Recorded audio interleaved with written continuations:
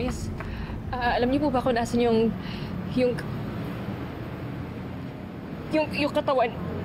katawan ni Zach Zamora? Relative po ba kayo? Girlfriend po siya. Nurse, paki-assist na lang po sila. Dito na lang po. Dito. Let's go. Saan ba? Liv! Tito Leonard?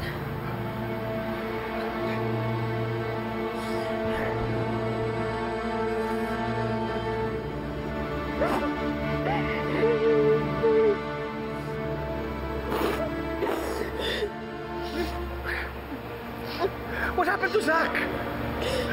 Paano siya nasunog? Bakit siya nasunog? Sino gumawa nun, Liv? Sino? Who did it? Who did this to my son?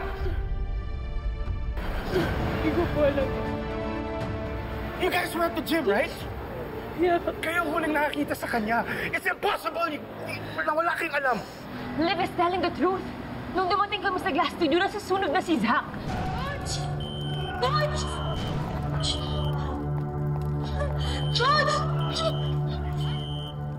Hindi ako tanga. Zach will not purposely light himself on fire. He will not do that. Somebody did this. Kahit tingnan niyo pa yung bangkay niya eh. He will not engulf himself in flames. He just won't. May gumawa nito, okay? May pumatay sa anak ko!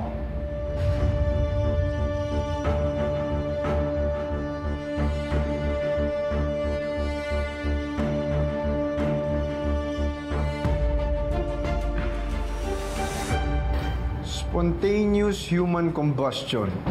Yun daw yung tawag kapag biglang nasunog yung isang tao.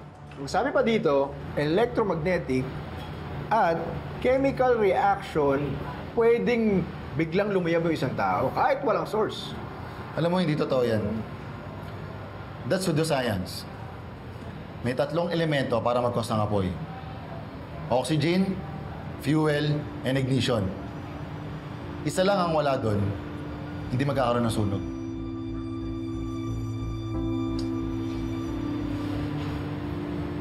Totoo yung biktima eh. Zach Zamora. Wapo. Kaya pala sumikat eh. At sa sobrang hot niya, nagliyab siya mag-isa.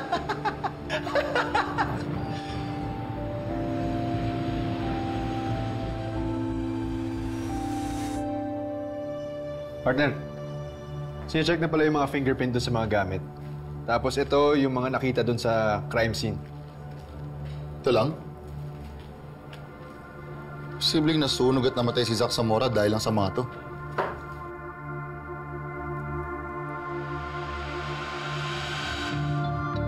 Kuha mo ako ng gloves.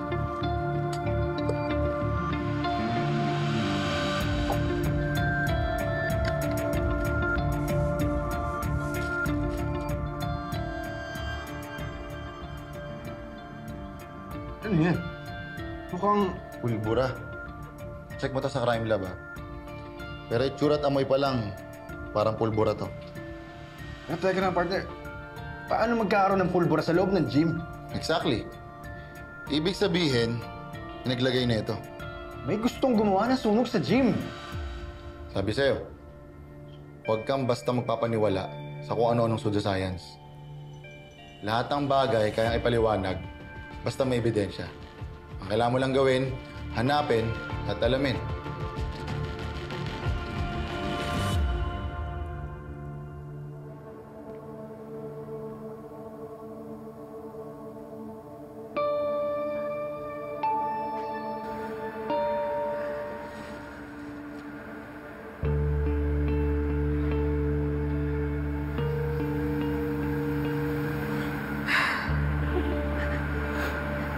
Sarap ka ba?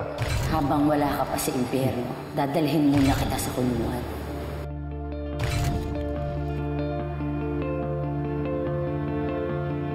Nawala na ako, pinagpalit mo na ako sa iba. Playtime lang yun.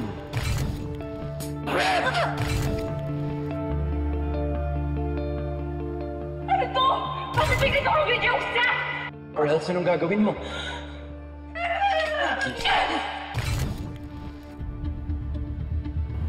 Siguro naman yan, sinusokin mo na ako. Wala akong pakialam kahit ibenta mo yung kidney mo. Just need time, I promise. I will pay you back, okay? You just... Siguraduhin mo. I can't do this. I'm sorry.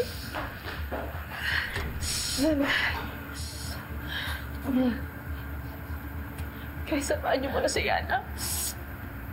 Samahan niyo muna siya. Okay, let's go. Nakasilip. Exactly what privacy means, sugar. Let's go. Let's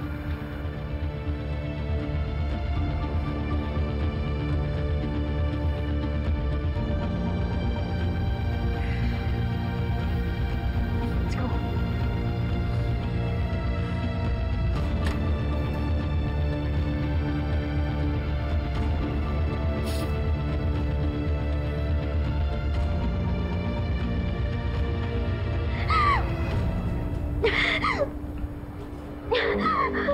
Yana? Yana? Are you okay? Hindi mo kaya. Yana, breathe. Breathe. I'm here. Breathe. Look at me. Look at me. It's also my first time to see a dead body, okay? Sabi nila mukhang natutulog lang daw yung patay, pero it's not how I felt. Yana, this is about your mom. Naalala mo yung nangyari sa kanya. It's okay. We're here. We're here. We're here. Sorry. We're here. Sorry. Ano nangyari sa inyo, ha? Uy, bakit ka umiiyak na hindi kayo nasaktan? Ano nangyari? Asan si Liv? Nasa loob po ng morgue. Eh, bakit niyo iniwan ang isa? Alam niyo naman na mabigat ang kalooban nun, hindi ba? Marami siyang iniisip, maraming... Amelie, yung kapatid mo naman, iniwan mo. Tita, she asked for privacy. Pagbigyan na po natin.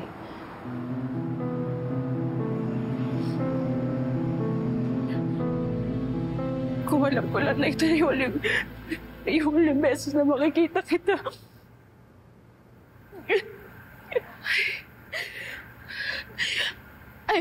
I wish I was nicer to you. Baby. Liv, are you drunk? Huh? I can smell you from here. You smell awful. Ano ba, Liv? Ikaw mo sa sarili mo. Ano ba yan? No. I'm not awful. You're awful. You're awful. You're a monster. At nagsisisi ako na nagmahal ako ng monster. Huwag ka naman ganyan. Ano ba? Huwag naman ngayon. Liv, please. Ano ba, Liv? Huwag mo ko hawakan. Baby, ano ba? Liv, please. Please. Ano ba? Huwag na yun. Anniversary natin ngayon, okay? Baby. Ano ba? Ano ba problema mo? Huwag mo kumakan! Ay, gusto kitang hawakan eh! Ba? How dare you! Sisigaw ako!